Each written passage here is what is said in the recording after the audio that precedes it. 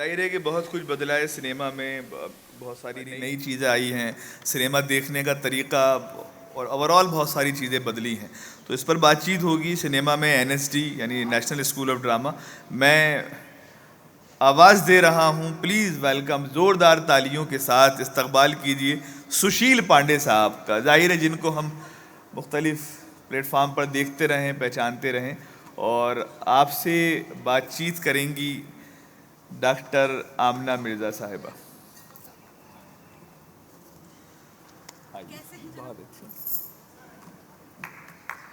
जय good afternoon, नमस्कार, आदाब, सत श्री अकाल, ग्रीटिंग्स आप सभी को। जश्न अदब साहित्य उत्सव कल्चरल कारवां विरासत में इस समय आज हम उपस्थित हैं इंडिया हैबिटेट सेंटर के इस बेहतरीन मंच पे।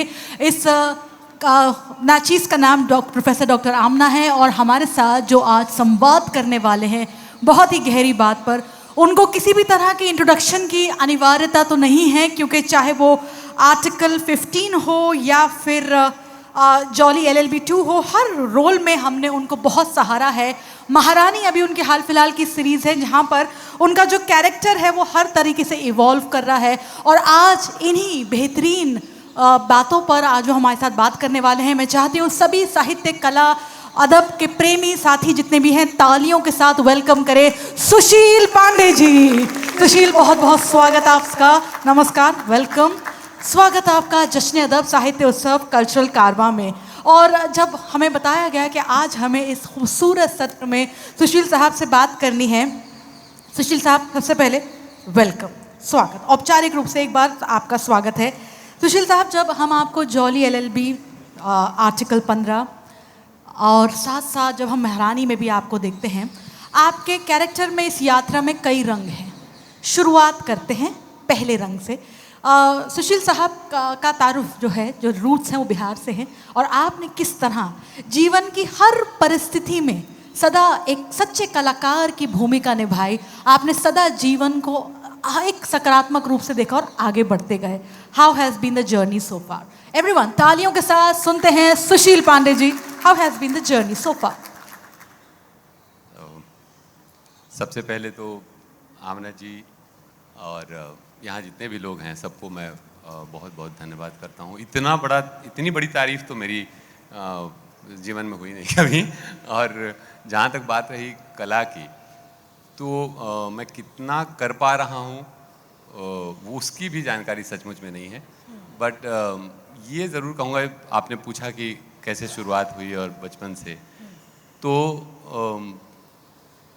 बहुत छोटा था, बहुत बच्चा था मैं, और बिहार के ऐसे एक गांव में मैं पैदा हुआ, पला बढ़ा, जहां सिनेमा दूर दूर तक नहीं थी मेरे घर में। लेकिन पढ़ाने का माहौल था। बहुत सारे मैगजीन्स, न्यूज़पेपर, ये सब आते थे। मुझे याद नहीं है कि मैं तब कोई सिनेमा घर में जाके कोई फिल्म देखी थी मैंने। 6-7 साल का रहा होऊंगा। और मुझे इतनी याद है कि मायापुरी मैगज़ीन हमारे यहाँ हमेशा आता था, सत्यत का था, और न जाने कितनी मैगज़ीन है। तो मायापुरी मुझे इसलिए याद है कि मैं हमेशा वो पढ़ता था, और वहाँ से कहीं ना कहीं मुझे एक चिंगारी सी होती थी कि कुछ ऐसा ही करना है। हाँ, बड़ा होके क्या करना है, यही ऐसे इसी फील्ड में कुछ करना है। वहाँ से शुरुआत हुई और 10th पास किया। तब तक मैं हमारे होम टाउन में आज भी रामलीला बहुत अच्छी होती है, बहुत अच्छी होती है हमारे यहाँ की रामलीला।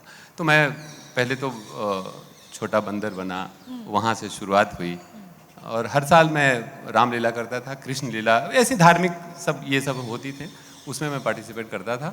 जब 10th में गया तब तक श्योर हो गया कि अब थिएटर की तरफ जाना है। फिर कॉलेज में थिएटर हमारे यहाँ बहुत छोटा लेवल पे है हमारे होम टाउन में, बट है। तो वहाँ फिर शुरुआत हो गई।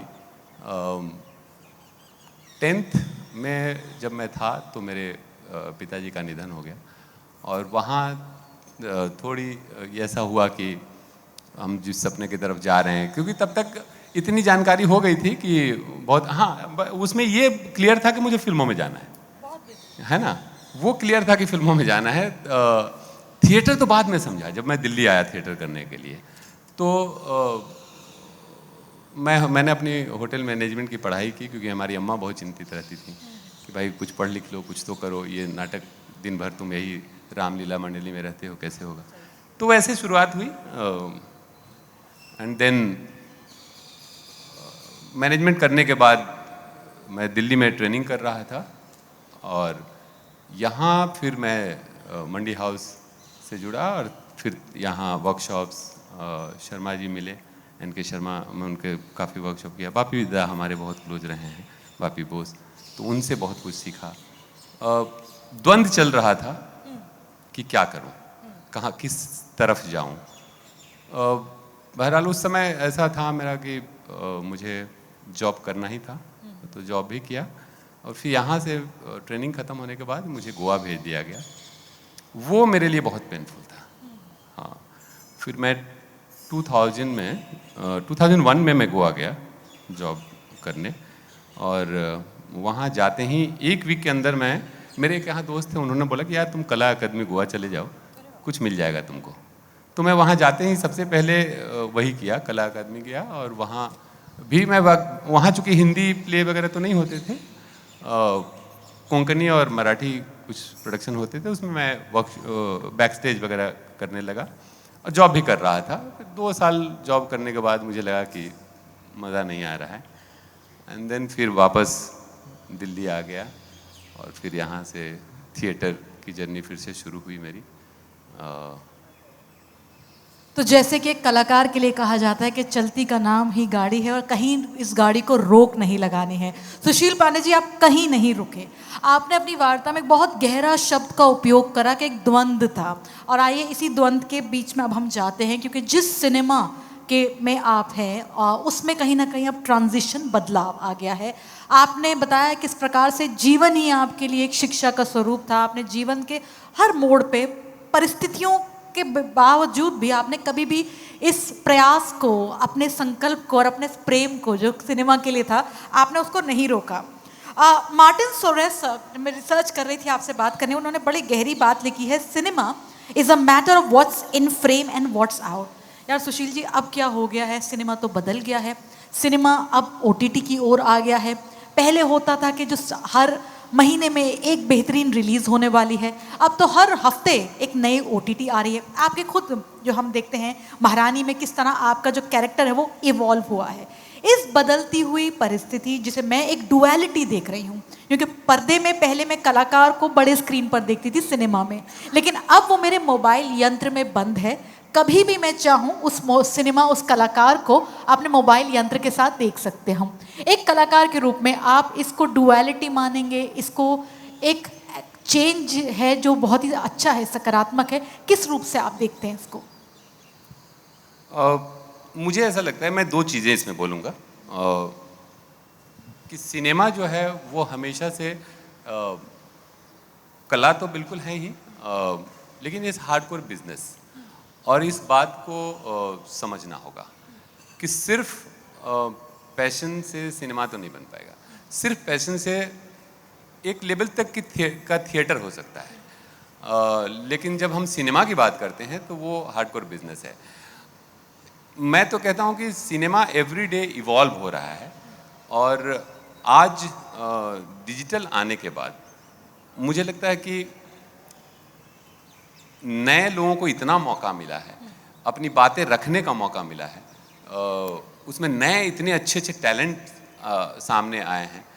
तो डिजिटल की वजह से जो हमारी कमर्शियल सिनेमा भी है, सो कॉल्ड कमर्शियल सिनेमा, हालांकि सारी सिनेमा कमर्शियल सिनेमा ही होती है, उसको भी एक बड़ा बदलाव आप देख सकते हैं कि चाहे जितने भी, चूँकि एक्टर हूँ मैं भी, 2-4 जगह और काम करता रहते हैं हम लोग, तो बातें करते हैं हम, तो जितने भी बड़े स्टार्स हैं वो भी आज कंटेंट ढूंढ रहे हैं। वो भी ये कहते हैं कि नहीं यार ऐसे तो नहीं होगा, कुछ अच्छी कहानी, कुछ अच्छा, तुम तो ज़्यादा लोगों से मिलते हो, कुछ ऐसा होगा तो बताना ज़रूर, है ना।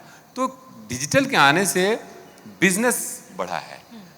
अब मुझे लगता है कि पहले जब फिल्में रिलीज़ होती थी, सामने अतुल सर बैठे हैं, ये ज़्यादा अच्छा बता पाएंगे, इनके सामने बोलने में मैं कांप रहा हूँ, मेरे गुरु हैं। मैं तो घबरा रहा था पहले कि भाई मैं नहीं जानता ये सब बोलना बोलना। और जी हाँ, मैं सभी हमारे जो उपस्थित साथी जन हैं उनकी आपको बताऊंगी कि अतुल तिवारी जी, वो परिचय की कोई अनिवार्यता नहीं है, हमारे बीच उपस्थित हैं। ये हमारे लिए सच में सौभाग्य, खुशी की बात है। और कल भी हमारा एक बहुत ही सुंदर सत्र है, रहे न रहे हम। This is gonna be a centenary tribute, a celebration for Raj Kapoor ji and Mohammed Rafi sahab, and Atul Tiwari ji will be there with us for that session also. Right Sushil ji? जी, तो अभी हम सिनेमा और OTT के आने से जो बात कर रहे थे वो ये है कि पहले एवेन्यूज़ ये होते थे कि भाई थिएटर में जाएगी सिनेमा। जब फिल्में रिलीज़ हुई तो थिएटर है एक एवेन्यूज़, सैटेलाइट एक एवेन्यूज़ है, इंटरनेशनल राइट्स और तमाम जितने भी राइट्स हैं, उसमें एक मेजर मैं कहता हूँ कि एवेन्यूज़ खुल गया, वो है OTT, है ना। तो अभी मैं आई थिंक आर्ट से हट के बात कर रहा हूँ, बट मेरा ऐसा मानना है कि if you are in the business of cinema you should know as a actor, as a writer, as a director, whatever, और एज ए प्रोडक्शन पर्सन आपको ये बात बिल्कुल समझनी चाहिए। और जो निटी-ग्रिटीज़ हैं सिनेमा एंड उसके बिजनेस की, उसको थोड़ा बहुत ज़रूर जानना चाहिए। तो मुझे लगता है कि ये इतना बड़ा प्लेटफॉर्म आया है कि कई बार तो ऐसे भी मैंने सुना है कि भाई जो कॉस्ट ऑफ प्रोडक्शन है वो OTT से आ जाना चाहिए, ऐसे लोग बात करते हैं, है ना। तो आप सोचिए कि कितना बड़ा सपोर्ट मिल गया। और ऐसे में, और उसके बाद OTT के लिए अगर कुछ हो रहा है तो आप देखिए पिछले 3-4 सालों में नए नए इतने डायरेक्टर्स, राइटर्स, एक्टर्स, है ना। सिनेमा तो हम पहले भी कर रहे थे और फिल्में मिल रही थी, लेकिन हमारे लिए जो बिट्स एंड पीसेस होते हैं वहाँ बहुत कुछ करने को नहीं मिलता है, सच है ये, है ना। OTT के आने से हमारे जैसे कलाकार को और हमारे जैसे टेक्नीशियंस को बहुत मौका मिला है। तो मुझे लगता है कि OTT जो है एक बदलाव लेके आया, लेकिन इसमें भी अब वही है कि अच्छा सिनेमा तब भी बन रहा था, बुरा सिनेमा भी था। अभी भी कंटेंट अगर OTT की बात करें तो उसमें भी इतना भीड़ हो गया कि हर तरह के कंटेंट बनने लगे। अब वो प्लेटफॉर्म समझे, प्रोड्यूसर समझे, बाकी तमाम लोग समझे, वो इकोनॉमिक्स फिर से गड़बड़ सड़बड़ अभी चल रहा है। अब पता नहीं क्या क्या बदलाव होगा, बट यस, बदलाव हो रहा है और बदलाव फॉर द बेटरमेंट हो रहा है। तो OTT से हुआ है कलाकारों के लिए एक नया विस्तार। सुशील जी, महारानी पर आते हैं, बिकॉज हम OTT की चर्चा कर रहे हैं और आपका वहाँ जो कैरेक्टर है बहुत बेहतरीन है, और कहा भी जा रहा है कि वो आगे जाकर अन्य सीरीज भी आने वाली हैं उसकी। As an actor, do you think OTT ने आज आपको एक ओन विजुअल स्टाइल बनाने का एक मौका दिया है, या आपकी क्या स्ट्रैटेजी या क्या तैयारी रहती है कि सुशील पांडे को जब भी हम महारानी के किसी भी एपिसोड में देखते हैं तो एक डेफिनेट डिस्टिंक्ट तरीके से देखते हैं? How do you really put your self in the new avatar? एक बार नहीं, आपकी क्या तैयारी रहती है कि एक अपना ओन, आपने आज अपना विजुअल स्टाइल क्रिएट कर लिया है, अगर हम महारानी में आपके किरदार को देखें?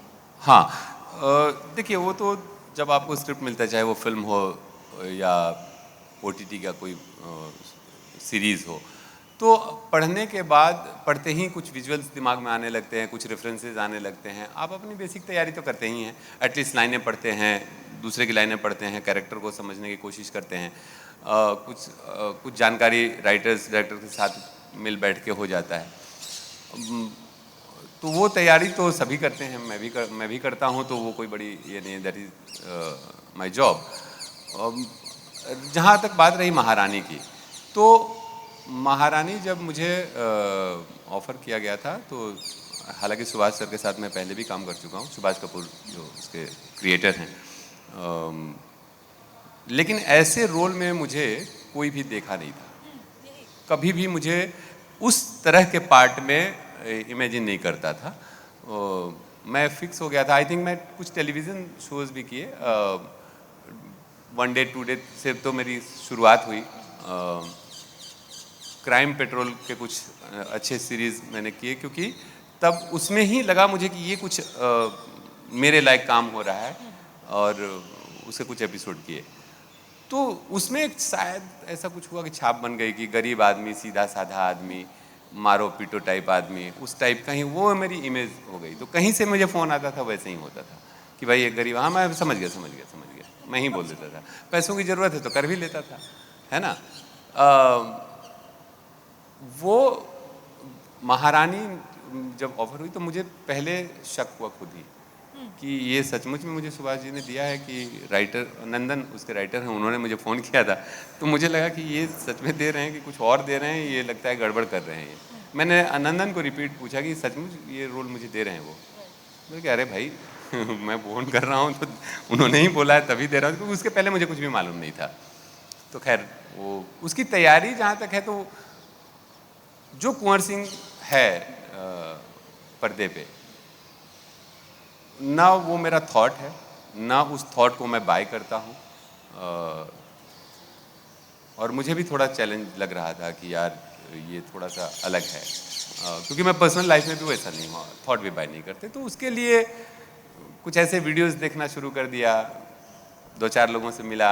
इत्तेफाक से उसी समय मैं अपने होम टाउन गया था, तो कुछ एक जर्नलिस्ट फ्रेंड है हमारे, उनको बोला कि यार मुझे 1-2 लोगों से मिला देंगे अगर आप तो अच्छा होगा, जो मतलब सेना वेना से जो रिलेटेड हैं।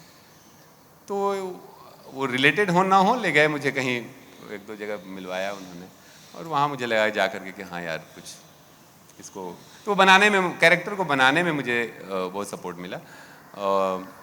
तो फर्स्ट डे ऑफ शूटिंग, वो क्या होता है, वो सारे एक्टरों के साथ होता होगा शायद, कि फर्स्ट डे आप कैरेक्टर को बना रहे होते हैं, आप भी उतने ही कंफ्यूज होते हैं, ढूंढ रहे होते हैं।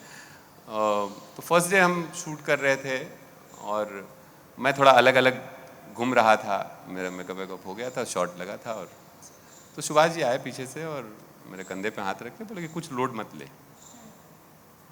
कुछ लोड मत ले, तो एकदम करेक्ट वही है। तो वो मुझे लगा कि मैं क्या सोच रहा था उस वक्त, अभी क्या सोच रहा था जो उन्होंने बोला कि तू वही है ना। बट हाँ ठीक है, जब फर्स्ट डे शूट किया उसके बाद पकड़ में आ गया कि अच्छा ये है। तो ऐसे ही सारे एक्टर अपनी प्रिपरेशन करते हैं, और महारानी के बाद मेरे लिए जो सबसे बड़ा ये हुआ वो कि मेरी इमेज चेंज हुई, कि अलग अलग रोल के लिए लोग फिर अप्रोच कर रहे हैं, मैं कर भी रहा हूँ। हम आपको बहुत सारी अन्य OTT सीरीज व सिनेमा में देखने भी वाले हैं, so that's very good. Okay Sushil ji, as we talk to you once again, थोड़ा सा गहराई में अब हम जाएंगे। आपने थिएटर को भी काफ़ी खंगाला है, काफ़ी परखा है। We have really admired your work in Jolly LLB, and of course when we looked at your work at Article 15, फंस गए रे ओबामा, एंड ऑफ कोर्स महारानी। हर मंच पर जिसे कहते हैं घाट घाट का पानी पिया गया है, आपने हर मंच को परखा है। एज एन एक्टर, क्या थिएटर, OTT, सिनेमा, इन तीनों प्लेटफॉर्म पर आपका अप्रोच सामान्य रहा है, या there has been some kind of change अपने किरदार को निभाने में? क्योंकि हम जब थिएटर पे हैं, आपका ऑडियंस आपके सामने है। सिनेमा ऑफ कोर्स पहले जैसे 3 घंटे में आपको पूरी अपनी कहानी को रखना है। अब OTT में ये हो गया है, जैसे अभी हमने महारानी देखी, अब आपसे सवाल ये पूछा जाता है कि अगला सीजन में आपका क्या किरदार है और कैसे होगा। So yes, how do you deal with that as an actor? So start with theatre. Theatre का सबसे बड़ा फ़ायदा ये है कि आपके पास बहुत वक्त होता है। आपको थिएटर में आपको सीन्स मिल जाते हैं, आपके पूरी स्क्रिप्ट मिल जाती है, रिहर्सल करते हैं 15 दिन, 20 दिन, महीना दिन, 2 महीने, है ना। तो आप स्लोली ही सही, बट आप कैरेक्टर में बहुत अच्छा एंटर करते हैं। और वो कब हो जाता है, जैसे मैं जितने भी प्ले किए और जिनके साथ किया, तो बहुत एंड ऑफ द प्ले होने के बाद भी मैं कंफ्यूज ही रहता था, है ना, कि मज़ा नहीं आया यार, ये तो कुछ और हो सकता था, मेरे जगह फलाना रहते तो वो तो बहुत अच्छा करते, है ना। ये मेरा अंतर्द्वंद हमेशा चलता रहता था। तो मैं अपने डायरेक्टर से पूछता था, नहीं यार बहुत अच्छा था, है ना। तो थिएटर एक मीडियम है। हालांकि कलाकार के लिए मुझे लगता है कि वो तो एक्टिंग ही करेगा, चाहे वो थिएटर प्ले हो या वो OTT हो या फिल्म हो, वो तो एक्टिंग ही करेगा। सिर्फ मीडियम के बदलने से थोड़ा तरीका में बदलाव तो आता है, दैट इज़ फॉर श्योर। जैसे मुझे अभी एक छोटा सा, वो पता नहीं कितने लोग ऑब्जर्व किए सर, कि आप लोग तब काम कर रहे थे, मैं अतुल सर से बात कर रहा हूँ, कि जब पूरी की पूरी सीन्स डब किए जाते थे, है ना। तब पता नहीं माइक्रोफोन कैसा हुआ करता था, मैं नहीं था तब, बट अभी सोचता हूँ कि कैसे लोग करते होंगे, पूरे सीन वो डब करते थे, है ना। तब वो परफॉर्म, और मुझे ऐसा लगता है कि इसीलिए 80s की या 70s की फिल्में देखें, कुछ फिल्म मेकर्स की फिल्मों को छोड़ करके थोड़े से एक नॉच अप प्ले करते थे, है ना। सिनेमा इवॉल्व हुआ, वेस्ट के सिनेमा हम देखने लगे, यूरोपियन सिनेमा हम देखने लगे, कोरियन सिनेमा देखने लगे। हमारे यहाँ भी फिर बहुत सारे टेक्नोलॉजी में बदलाव हुए, और अब जो फिल्में हो रही हैं वो कन्वर्सेशनल डायलॉग्स हैं, बहुत ही ऐसे सीन्स हैं जो बनाए जाते हैं जो कि हमारे पर्सनल लाइफ में जो एवरीडे हो रहे हैं।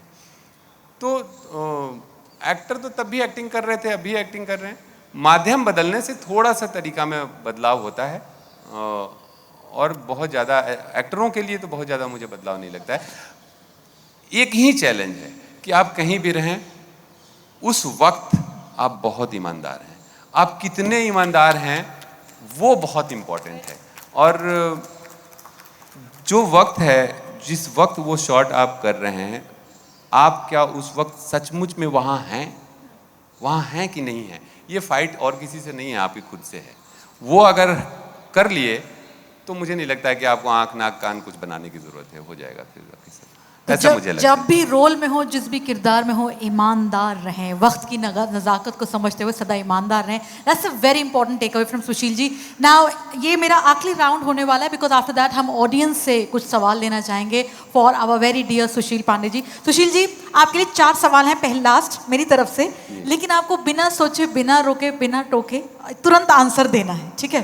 4 सवाल हैं, और सुशील जी ने इसकी बिल्कुल तैयारी नहीं करी, तो मैं आपको पूरी ईमानदारी से बता रही हूँ कि जो कहेंगे दिल से कहेंगे। ओके, आपका ड्रीम रोल?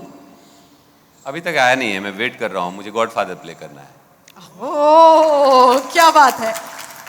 अभी तक के सफर में, as we all you know Jolly LLB, फंस गए रे ओबामा, आर्टिकल 15, महारानी, फेवरेट किरदार?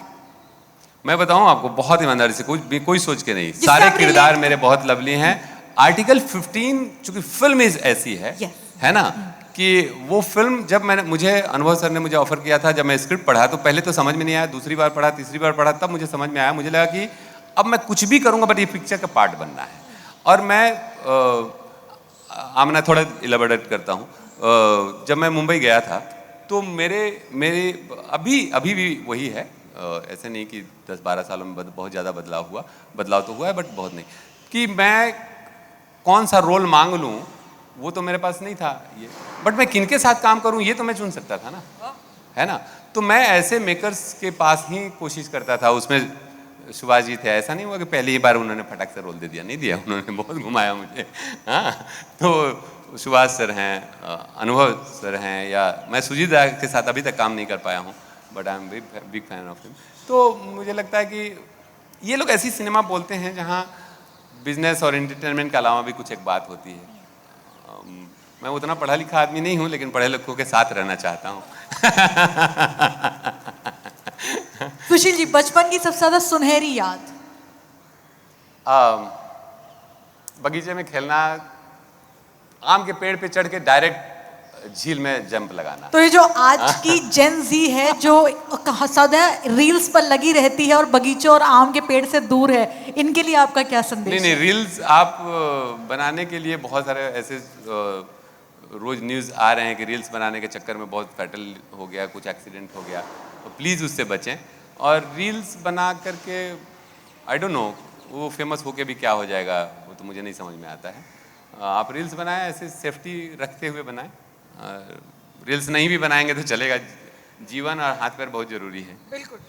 सुशील ji, you have worked with a plethora of actors in the industry, आपने कईयों के साथ काम कराया है। हमारी ये शुभकामना है, भी हम आपको हम और नए एवेटार्स में देखें। Your favourite actor in from the industry, जिनके काम को आप बहुत पसंद करते हैं? आजकल अगर मैं बोलूँ ना, मैं एक एक्टर हैं जिनकी सहजता चोरी करना चाहता हूँ, वो कुमुद सर है, कुमुद मिश्रा। बहुत कमाल के हैं। और भी तमाम हैं, नसीर सर को अब क्या है, तो सूरज को आँख चिराग दिखाने वाली बात हो गई। ओम सर से मैं बहुत इत्तेफाक रखता था। और मेरे स्कूल अगर मैं बोलूँ, वो कई लोगों के हैं, सारे हमारे जैसे बैकग्राउंड से आने वाले। वो इरफान सर, मैंने बहुत कुछ सीखा उनसे। मैं थोड़ा फॉर्चुनेट हूँ कि उनके साथ एक फिल्म भी किया, और तो बहुत उनसे काफ़ी किताबें उन्होंने पढ़ाया मुझे, इरफान सर ने। मैं उनके काम को बहुत तारीफ़ करता हूँ। और कुमुद सर का तो कमाल का। सिनेमा ओटीटी थिएटर के बीच ये जो आसपास मंडराती हुई दुनिया है, for all the young people, young means young at heart, जो सिनेमा और इस वाली दुनिया में कहीं ना कहीं बसना चाहते हैं, योर मैसेज टू देम। मुझे लगता है कि अपनी तैयारी करके आइए। वो गलती थोड़ी सी मैंने भी की। मुझे लगा कि हालांकि मैं अभी जो एनएसडी और ये सब आप बोल रही थी, हाँ, तो मेरी शिकायत बहुत रही बाद तक कि मुझे नहीं लिया उन्होंने।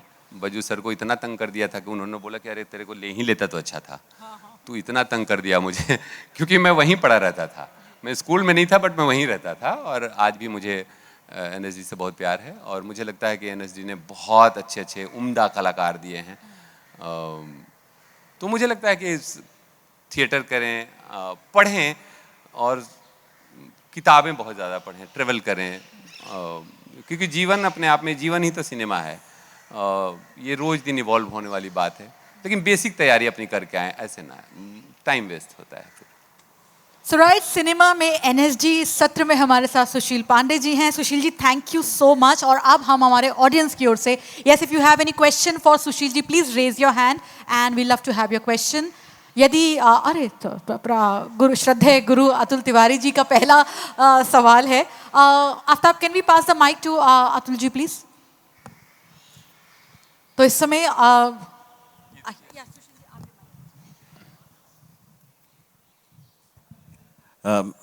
आदाब आमना जी, हेलो सुशील। मेरा एक छोटा सा कमेंट है पहले, और फिर एक सवाल है सुशील जी से। कमेंट मेरा ये है दोस्तों कि बहुत साल पहले मैंने एक फिल्म की थी प्रियदर्शन की, जिसका नाम था आक्रोश। उसमें मैं विलेन था और अजय देवगन साहब थे, वगैरह वगैरह वगैरह। और मेरे सीन्स में एक यंग एनएसडी का लड़का था जो आके पीछे खड़ा हो जाता था, और उसके बाद डायलॉग भी नहीं थे।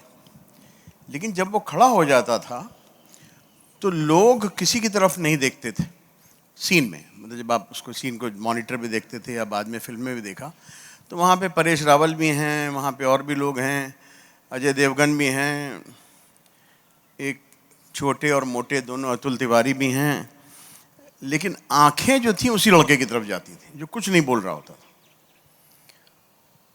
बाद में लोग उसको पहचानने लगे। खैर मैं तो जानता था, लेकिन पहचानता नहीं था कि इतना गुणी कलाकार है। उसका नाम है पंकज त्रिपाठी। वाह, क्या बात है। उस अनुभव के बाद जब महारानी हमने साथ में शूट किया, तो वैसा ही एक यंग लड़का जो हर सीन में आता था, बोलता बहुत कम था, लेकिन जब वो सीन को एंटर करता था और चुपचाप बैठ जाता था, कुछ रूठा रूठा सा, तो ऐसी कॉइल्ड एनर्जी जिसको कहते हैं ना, जैसे रबड़ बैंड जब खिंचा हुआ होता है ना, तो आपको कुछ नहीं कर रहा होता बेचारा रबड़ बैंड, लेकिन हमको डर लगता है कि अरे यार कहीं छूट गया ना तो अभी एक थप्पड़ पड़ेगा मुंह पे या आंख पे कहीं पे। देखा ना आपने रबड़ बैंड को, जिसको उसमें, क्योंकि उसमें कॉइल्ड एनर्जी, कर कुछ नहीं रहा, लेकिन ऐसी कॉइल्ड एनर्जी कि आपको पता है कि ये कभी भी कुछ भी फट सकता है, कभी भी कर सकता है। एक स्प्रिंग की तरह इसको आपने दबा दिया, अब छोड़ोगे तो देखो कहाँ तक जाएगी वो। वैसी ही कॉइल्ड एनर्जी उस यंग एक्टर में थी। जब वो सीन में बैठता था तो मैं तो ऐसा छटपटाने लगता था कि यार इसके आगे क्या किया जा सकता है। बिल्कुल वैसी फीलिंग, और वो फीलिंग मुझे आती थी सुशील पांडे जी के साथ। वही फीलिंग जो मुझे कभी पंकज त्रिपाठी जी को लेके आया करती थी। तो ये जो इनमें एक गुण है कॉइल्ड एनर्जी का, मैं इसकी जितनी तारीफ करूं उतना कम है। पहली बात तो ये, मैंने आपसे कभी नहीं कहा प्राइवेटली बैठ के, क्योंकि प्राइवेटली तारीफ में लगता है कि भाई ऐसे बिला वजह वक्त पास कर रहे हैं। आज मैं पब्लिकली इसको एक्सेप्ट करता हूं सुशील जी। दूसरी बात जो मेरा सवाल है सर, एक बहुत महत्वपूर्ण नाम आज आपने लिया यहाँ पे, और मेरे ख्याल से वो नाम अधिकतर ऑडियंस के सर के ऊपर से निकल गया होगा। इन्होंने एक नाम लिया था कि मैंने दिल्ली आके एनके शर्मा के साथ काम किया। एनके शर्मा, पता नहीं कितने लोग जानते हैं उनको यहाँ पे। जो लोग थिएटर करते होंगे शायद वो जानते होंगे, वरना जानते भी नहीं होंगे। एनके शर्मा वो आदमी है जिसकी वजह से आज विशाल भारद्वाज है, जिसकी वजह से आज पंकज कह रहा हूँ, अपना पीयूष मिश्रा जो भी हैं उनके बनाने में, या बहुत से एक जनरेशन ऑफ एक्टर्स को बनाने में उस एन.के. शर्मा नाम के आदमी का हाथ रहा है, जो एक ज़माने में सफदर हाशमी का दाहिना हाथ हुआ करता था। उनके बारे में, क्योंकि आपने उनके साथ काम किया, उनसे सीखा, उनके बारे में हमें कुछ और बताएं आप, एन.के. शर्मा के बारे में, कि how NK. Sharma has changed a generation of actors, जो एनएसडी से भले निकले हों लेकिन उसके बाद में वो एन.के. शर्मा के गुरुकुल से भी निकले हैं सबके सब। जी, तो मैं जब यहाँ आया था मुंबई दिल्ली, ढूंढ रहा था कि सबसे पहले तो यही था कि एनएसजी में किसी तरह एंट्री मिल जाए, बट वो आसान नहीं था। और मैं इत्तेफाक से मुझे वापी दा से थोड़ी जान पहचान हुई। मैं उनके पीछे लगा था कि एनएसजी में किसी तरह जुगाड़ लग जाए, मैं उसी फेयर में रहता था। वर्कशॉप कुछ एन.के. सर की का शुरू होने वाला था, तो उन्होंने बोला कि तब तक तुम कुछ वर्कशॉप वगैरह करो, वो बहुत अच्छे हैं। मैं बहुत नहीं जानता था उनके बारे में। जब ये सोचा कि हाँ उनसे मिलूं, तो मेरे जो यहाँ तब थिएटर करने वाले दोस्त थे, वो सब लोगों ने मुझे मना किया। यार वो मारते हैं, गाली देते हैं, वो बोलते हैं कि भाग तुम ऐसा। अच्छा, मैं ठेठ बिहारी था, मेरी हिंदी तो अभी भी उतनी, कितनी लोग समझ पा रहे हैं आई डोंट नो, सर हंस रहे हैं। तो मैं तो ठेठ बिहारी था, ओ हर जगह आता था मेरा। कहीं भी बात करूं तो हाँ आज गए थे, कहाँ गए थे, तो ये हमारी टोनलिटी थी। तो मेरा एक दोस्त है जो कि तब वो श्री राम में था, उसने बोला कि बिल्कुल मत जाना, नहीं तो तुमको तो पटक पटक के मारेगा और फिर छोड़। मैं रात को सोया और मैं सोचा कि नहीं, मैं यहीं जाऊंगा।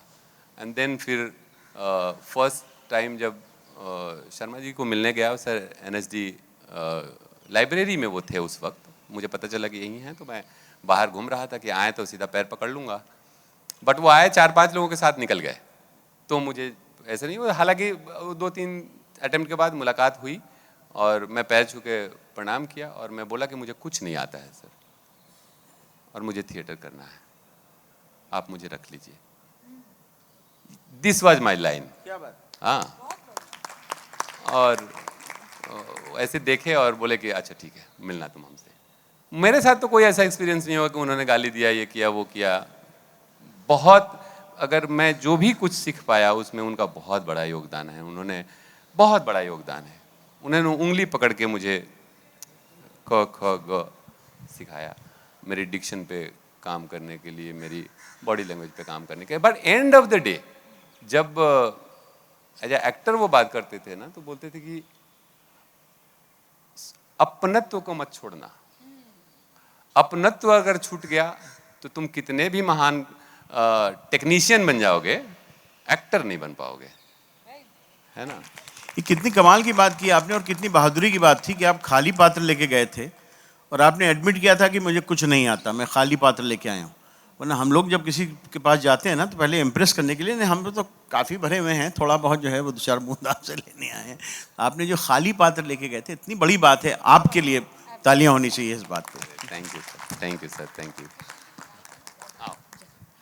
अन्य नेक्स्ट सवाल। Yes, mic Anas, if you can just pass the mic. उधर उधर उधर, पीछे पीछे पीछे। तो इस समय एक बहुत ही दिलचस्प सत्र, सुशील पांडे जी हमारे बीच उपस्थित, सिनेमा में एनएसडी। मैम आपका सवाल। आपसे 2 छोटे सवाल हैं मेरे। पहला तो आपने किताब पढ़ने के बारे में कहा, तो कौन सी ऐसी किताब है जो आपके दिल के बहुत नज़दीक रही है, और अगर उस किताब में से कुछ बता पाएँ, सुना पाएँ। और दूसरा, कोई ऐसा डायलॉग हिंदी सिनेमा का जिसे आप अगर बोलते तो कैसे बोलते, और उसके पीछे के भाव क्या हैं आपके? अरे बाप रे। पढ़ने से मेरा ये मतलब नहीं है कि आप सिर्फ लिटरेचर पढ़ें। मुझे लगता है कि एक्टर को बेसिक सबकी जानकारी चाहिए। यस, लिटरेचर जो है आपको अंदर से प्रिपेयर करता है, आपकी कला जो रचनात्मकता जो होती है उसको ज़्यादा जूसी बनाता है, ऐसा मेरा मानना है। एक्टरों को तो मुझे लगता है कि हिस्ट्री भी पढ़नी चाहिए, ज्योग्राफी भी पढ़नी चाहिए, साइंस भी पढ़नी चाहिए, सब कुछ। अगर मैं गुवाहाटी सपोज कीजिए कि असम का कोई किरदार मैं निभा रहा हूँ, तो मैं और असम नहीं गया हूँ मैं, तो कोई ज़रूरी थोड़ी है असम जाना। नहीं भी गया तो भी मुझे जानकारी तो चाहिए कि वहाँ की हिस्ट्री क्या है, वहाँ का वातावरण क्या है, वहाँ की जलवायु क्या है, ये जानकारी बेसिक चाहिए। तो मुझे लगता है कि किताब पढ़ने से मेरा मतलब वही था। रही बात कि कौन सी किताब, तो मैं शुरुआती दिनों में तो मैं बहुत सत्यत कथा बहुत पढ़ता था, और वहीं से सत्यत कथा जो, क्योंकि सही उसमें ऐसा लिख के आता था कि सब सच्ची कहानियाँ हैं, है ना। तो मैं वो पढ़ना शुरू किया, धीरे धीरे धीरे धीरे फिर हिंदी साहित्य में ज़्यादा, चूँकि मैं हिंदी भाषी था, हिंदी स्कूल से हूँ, तो हिंदी में जितने भी अपने यहाँ के, चाहे वो राम वृक्ष बेनीपुरी हों, चाहे वो नामधारी सिंह दिनकर हों, या तो बहुत तमाम हमारे हिंदी लिटरेचर को सभी लोग जानते होंगे राइटर, तो मुझे स्पेसिफिक ये बताना तो मुश्किल हो रहा है। लेकिन मुझे लगता है कि हिंदी लिटरेचर में बहुत अच्छी अच्छी किताबें हैं और पढ़नी चाहिए। प्रेमचंद को आप पढ़ें, अगर प्रेमचंद की 4-5 किताबें पढ़ लें तो भारत समझ जाएंगे। और हम जहाँ रह रहे हैं, जहाँ जी खा रहे हैं, जहाँ काम करना चाह रहे हैं, और हम अपने देश को ही नहीं जानते, तो मुझे लगता है कि वो सब बहुत ज़रूरी है। मैं किताब पढ़ने से मेरा मतलब वही था। अरे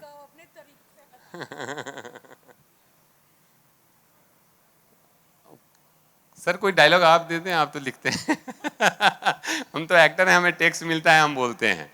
हाँ, तो एक्टरों से डायलॉग सुनना नहीं चाहिए। डायलॉग के कॉन्टेक्स्ट में बोला जाता है। कॉन्टेक्स्ट में मैं अपनी डायलॉग बोलूं तो फिर भी एक बात है। अगर सपोज कीजिए कि अगर क्या होता है ना, हमारे टाइम के जितने लोग हैं वो, हालांकि मैं तो गया था मिठुन दा को देखता था, मुझे लगता कि ये बन सकते हैं तो मैं भी बन सकता हूँ।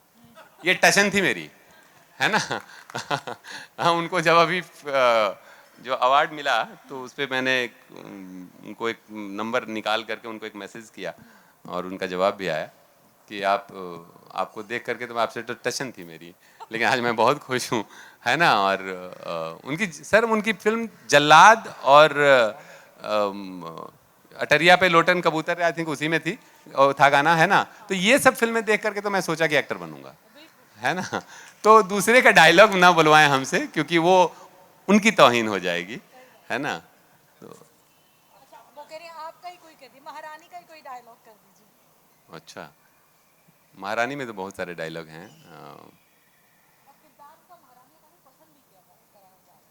एक आध लाइन अभी याद, कौन सा ढाबा वाले सीन में कुछ एक डायलॉग था, वही दमदार था आई थिंक। तो साधारण तरीके से बोल देता हूँ, हाँ, कि पुलिस विभाग के जाबाज सिपाहियों, हम कुंवर सिंह बोल रहे हैं, चुपचाप आप लोग बाहर आ जाइए, अपना हथियार डालिए और सरेंडर कर दीजिए।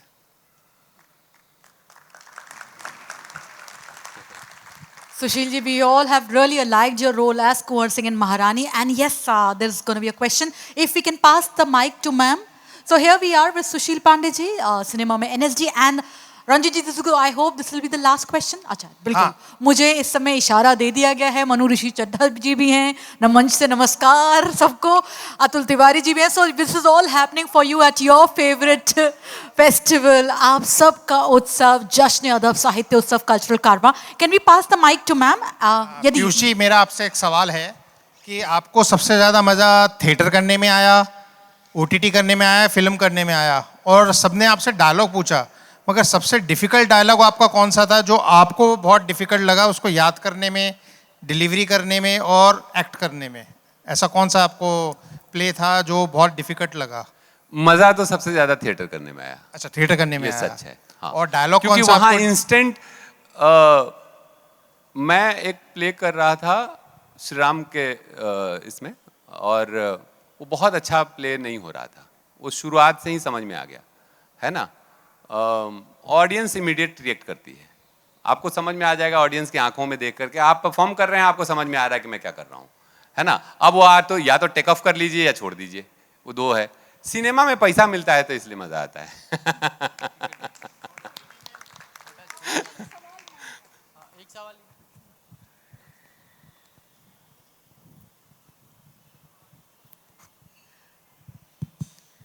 थोड़ा स्वार्थपूर्ण सवाल है मेरा, क्योंकि 11 साल का बेटा है मेरा और उसकी रुचि है ड्रामेटिक्स की तरफ, और उसकी रुचि को हम कल्टीवेट कर रहे हैं। मैं ये जानना चाहती हूँ कि as per you as an actor, अब जब आप रिफ्लेक्ट करते हैं अपनी पहले जो बीता उसको लेकर के, कितना कंट्रीब्यूशन आपकी इनहेरेंट एबिलिटी टू एक्ट, जो कि इनहेरेंट होती है, कोई दे नहीं सकता, उसका कितना योगदान है towards you becoming an actor, number 1। Number 2, आपकी अपब्रिंगिंग से रिलेटेड उसका कितना योगदान है इन कंपैरिजन, एंड नंबर 3, आपकी फॉर्मल ट्रेनिंग, उसका कितना योगदान है towards your how you have become and earned your position as an actor? Okay, बहुत सारे सवाल एक सवाल में हैं। तो मुझे ऐसा लगता है कि जो आपने बोला कि सबसे पहले तो ये बोलूं कि फॉर्मल ट्रेनिंग बहुत ज़रूरी है, वो होनी चाहिए। जैसे कई बार मुझे लगता है कि टीचर अगर मैं जिनके साथ मैं थोड़ा बहुत कुछ सीखने का मौका मिला, नसीर सर से मैं यहाँ मिल भी नहीं पाया था दिल्ली में रहते हुए, लेकिन जब मुंबई गया तो अगेन जब मुझे लगता है कि इनसे मिल करके कुछ जानना है, सीखना है, तो मैं मेहनत करता हूँ। तो नसीर सर के नंबर पे मैं हर महीने एक मैसेज करता था 1 तारीख को, और वो सालों चला कि मैं मिलना चाहता हूँ, इतना ही लिखता था, सर मुझे अपने लाइफ का आधा घंटा दे दीजिए, मुझे आधा घंटा दे दीजिए। वो कभी जवाब नहीं आता था मुझे पलट के। एक दिन मैंने मैसेज भेजा और कुछ आधे घंटे बाद जवाब आया, कम टुमारो 11। तो मैं सुबह 9 बजे ही जाकर के उनके बिल्डिंग के नीचे खड़ा था, है ना। मैं ये बात इसलिए बोल रहा हूँ फॉर्मल ट्रेनिंग की बात की वजह से कि नसीर सर का एक बात कहना है कि एक्टर कोई भी बन सकता है। वो इंटरव्यू में काफ़ी जगह बोले हैं कोई भी बन सकता है। मेरा हमेशा रहता था ऐसा नहीं हो सकता, आप अगर एक्टर हैं तो हैं, नहीं है तो नहीं है ना। बट वो मिथ मेरा चला गया, है ना, वो मिथ चला गया। ट्रेनिंग ज़रूरी है, फॉर्मल ट्रेनिंग हो या थिएटर ही तो है ना, जो आप कहीं भी पढ़ें। एक इंस्टीट्यूशन है जहाँ पे नाटक पढ़ाया जाता है, एक इंस्टीट्यूशन हमारे यहाँ भारत सरकार का है जहाँ पे सिनेमा पढ़ाया जाता है, वो FTI पुणे, है ना। तो वो ट्रेनिंग तो ज़रूरी है। रही बात, चूँकि आपने बोला कि आपका बच्चा ही 11 साल का है, तो एज ए पेरेंट्स मुझे लगता है, मैं भी मेरा भी एक बेटा है, एक बेटी है। मेरा बेटा भी अभी 13 ईयर्स का हो गया। मुझे लगता है कि द बेस्ट पेरेंट वही है जो एक सपना बो दे आँखों में, और आपका बच्चा तो खुद ही सपना लिए पैदा हुआ है, तो फिर उसको छेड़ने की ज़रूरत नहीं, उसको सपोर्ट कर दीजिए बस। उसको जो वो करना चाहता है सपोर्ट कर दीजिए। हाँ सर, मेरे पिताजी वो हम एक तो बिहार में आप जानते ही हैं कि जिस स्टेचर से हम लोग आते हैं, वहाँ ये रहता है कि पढ़ लो और पढ़ने के बाद IIT IAS वही माहौल है वहाँ, और मेरे टाइम भी वही था। मुझे मैथ समझ में ना आए, पढ़ने का ज़्यादा मन भी नहीं होता था। पढ़ता था मैं स्टूडेंट था साइंस का, और मेरी दीदी पढ़ती थी साइकोलॉजी, में बुक पढ़ता था साइकोलॉजी का। मेरे पापा समझ गए थे कि ये थोड़ा आर्टिस्टिक बेंट ऑफ माइंड का है, तो वो किताबें ऐसी ला के देते थे मुझे ख़रीद के। और मैं 6th में था तो सबसे पहले जो उन्होंने पढ़ाया वो मुझे कुरान पढ़ाया सर, हिंदी में। हाँ हाँ, और उसके बाद गीता भी पढ़ाया, वो छोटी छोटी पतली वाली किताब जो सार आता है ना, वो मुझे बाइबल भी पढ़ाए। वो इतने साल बाद मुझे समझ में आया कि वो क्यों मुझे दिया करते थे ये सब, और छोटी छोटी ये कविताएं, शॉर्ट स्टोरीज वो लाते थे खरीद के देते, कि उनको समझ में आ गया था कि मेरा बच्चा ऐसा है ना। तो मेरी जर्नी अगर देखें तो मैं तो ऐसे जगह से हूँ जहाँ सिनेमा का कोई नामो निशान नहीं है। मैं दिल्ली में थोड़ी पैदा हुआ था, मैं तो बिहार के ऐसे गांव में था जहाँ सिनेमा हॉल ही नहीं था सर, रोड नहीं था। हम पैदल कच्ची में 4 किलोमीटर चल के जाते थे तो रोड आता था हमारा, बिजली नहीं थी हमारे यहाँ। बट वहाँ अगर मेरे जैसा, मैं तो हमेशा ऐसे ही सोचता हूँ कि अगर मैं कुछ 2-4, अगर ऐसा लगता है मैंने कुछ भी नहीं पाया है, कोशिश कर रहा हूँ और बेटर होने की कोशिश कर रहा हूँ। यहाँ मनु सर अभी आ गए हैं, उनको देखता हूँ, कमाल के एक्टर हैं वो, कमाल के एक्टर हैं, ये लोग से सीखता हूँ। ये लोग जब परफॉर्म करते हैं मैं ऐसे देखता हूँ, मैं रुक जाता हूँ, रोक देता हूँ, यही तो मैं कर नहीं पाऊँगा। है ना? तो अगर मैं थोड़ा बहुत कुछ कर सकता हूँ तो दुनिया का कोई भी कर सकता है। तो आप उसको सपोर्ट कीजिए, खाली सिर्फ सपोर्ट कीजिए, वो कर लेगा अपना, वो अपना रास्ता बना लेगा। Thank you. What a beautiful conclusion to this amazing conversation. बहुत ही सुंदर तरीके से आपने इस रचनात्मक वार्ता को समाप्त कराया। एक बार फिर तहे दिल से साथियों तालियों के साथ सुशील पांडे जी with us at जश्न अदब साहित्य उत्सव कल्चरल कारवां विरासत। और देखिए, मुझे एक दो बातें आप सबसे कहनी थी। एक तो ये सेशन बहुत अच्छा रहा, दूसरा डॉक्टर आमना मिर्ज़ा आज बहुत अच्छी लग रही हैं। नहीं, बिल्कुल। और जिस तरह से आपने कंडक्ट किया और जिस तरह से ये पूरा सेशन आगे बढ़ा वो बहुत ख़ास था। तो बहुत बहुत शुक्रिया। और मैं